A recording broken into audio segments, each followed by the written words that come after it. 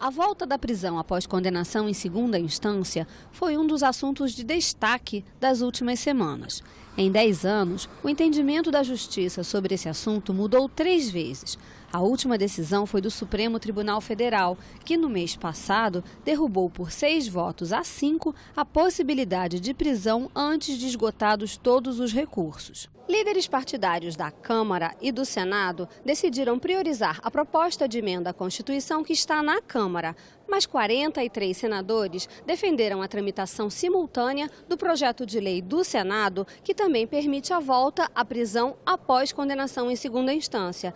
E você, entendeu a diferença entre as duas propostas? Preste atenção. A proposta de emenda à Constituição número 199 determina que a ação penal se encerra na segunda instância. Na Justiça Comum, seriam os tribunais de justiça estaduais. Na Justiça Federal, os tribunais regionais federais. Para haver recursos aos tribunais superiores, seria necessária a abertura de uma nova ação. Já o projeto de lei que está no Senado altera o Código de Processo Penal. Define que a prisão pode acontecer depois da condenação por tribunal, sem prejuízo dos recursos que venham a ser apresentados. Na prática, a proposta altera o que hoje é considerado trânsito em julgado, quando a prisão só pode ser feita depois de esgotados todos os recursos. Além dos textos, as duas propostas também têm tramitações completamente diferentes. Dá só uma olhada. Uma proposta de emenda à Constituição tem caminho especial. Na Câmara, depois de passar pela Comissão de Constituição e Justiça, vai para uma comissão especial, que tem prazo de 40 sessões do plenário para votar a proposta. É nessa parte da tramitação que está a PEC da segunda instância na Câmara dos Deputados. Depois, a proposta vai para o plenário e precisa ser aprovada por 3/5 dos parlamentares, em 2 turnos de votação. Em seguida, vai para a outra casa. Neste caso, vem para o Senado e também precisa ser aprovada por 3/5 dos parlamentares em 2 turnos de votação. Se for aprovada sem alterações, é promulgada como emenda constitucional em sessão do Congresso Nacional. Já o projeto de lei tem tramitação mais rápida. Depois de aprovado na Comissão de Constituição e Justiça, nesse caso no Senado, por ser terminativo, pode seguir direto para a Câmara dos Deputados. Só é votado em plenário se houver recurso em 5 dias úteis.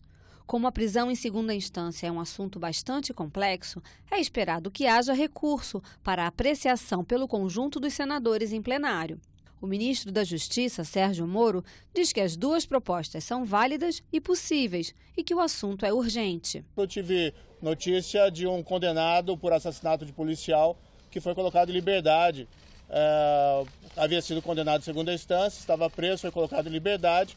Isso tem acontecido em vários pontos do país. Nós entendemos como imprescindível a execução em segunda instância. Respeitamos a decisão do Senado, a decisão do Congresso, o que for decidido, seja pela proposta de emenda constitucional, seja pelo projeto de lei.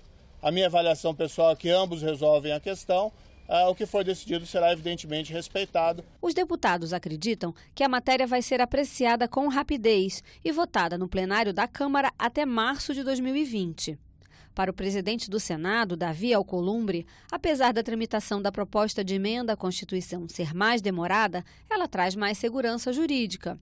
E o acordo entre lideranças sobre o assunto deve ser respeitado. Acho que o caminho adequado é nós cumprirmos o que foi deliberado em uma reunião com o Congresso Nacional, senadores e deputados que participaram, o ministro da Justiça, o presidente da Câmara e eu, e aonde a gente entende que o melhor caminho para não causar polêmica ou até mesmo a judicialização, o questionamento desse projeto de lei é através da emenda constitucional que está sendo debatida na Câmara dos Deputados.